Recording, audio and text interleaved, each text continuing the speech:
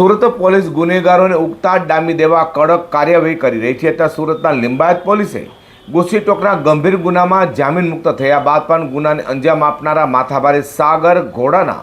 જામીન રદ કરવા ડીસીપી વીએમ જાડેજા દ્વારા વર્ષ 2025માં આરોપીના જામીન રદ કરવા અરજી કરી હોય. જે અરજીને સ્પેશિયલ કોર્ટે માન્ય રાખી મંગળવારે આરોપીના જામીન રદ કરી જેલમાં તેને ધકેલી દીધો હતો.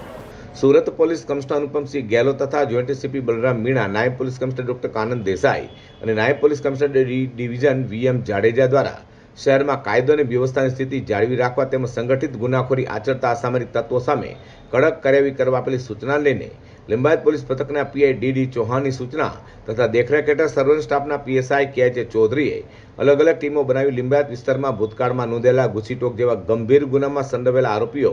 જામીન મુક્ત થયા બાદ શું કામગીરી કરી રહ્યા છે તે અંગે તપાસ કરતા ગુસ્સીટોકના આરોપી એવો સાગર રૂપે ઘોડો હરીશ પાટીલે હાલમાં પણ જામીન પર શરતોને આધીન જેલમાંથી બહાર આવ્યા બાદ ગુનેઓ આચરી રહેવાની માહિતી મળતા જ ડીસીપી ડિવિઝન વીએમ જાડેજા દ્વારા વર્ષ 2025ના 9મા મહિનામાં સ્પેશિયલ કોર્ટમાં આરોપી સાગર રૂપે ઘોડો હરીશ પાટીલના જામીન અરજી રદ કરવા અરજી કરી હતી. તેમાં પોલીસે આરોપી વિરુદ્ધ સચોટ પુરાવો એકત્રિત કરી સ્પેશિયલ કોર્ટ સમક્ષ રજૂ કર્યા હોય. જે અરજીને સ્પેશિયલ કોર્ટે માન્ય રાખી આરોપી સાગર ઉર્ફે ઘોડો હરીશ પાટીલના જામીન રદ કરતા લિંબાયત પોલીસે આરોપી સાગર ઘોડાને પકડી કોર્ટમાં રજૂ કરતા કોર્ટે આરોપીને જેલમાં ધકેલી દીધો હતો. જેને લઈને જામીન મુક્ત થયેલા લિંબાયત વિસ્તારના ગુનેગારોમાં રીસનો ફફડાટ આજે જોવા મળ્યો છે.